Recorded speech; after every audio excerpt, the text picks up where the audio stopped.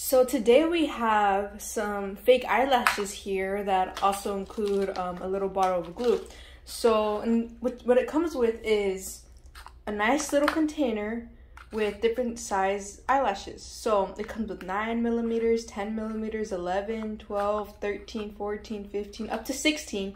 And each little piece comes in its own individual tiny little eyelash. So today we have some fake eyelashes here.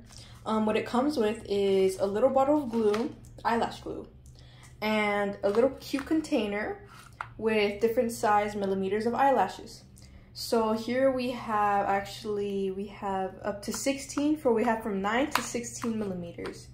9 being the smallest, 16 being the biggest. So basically each individual eyelash actually is custom to fit your eye. So the reason for that is, see here, we have a big clip of eyelashes, but they're each tiny little individual pieces of eyelash.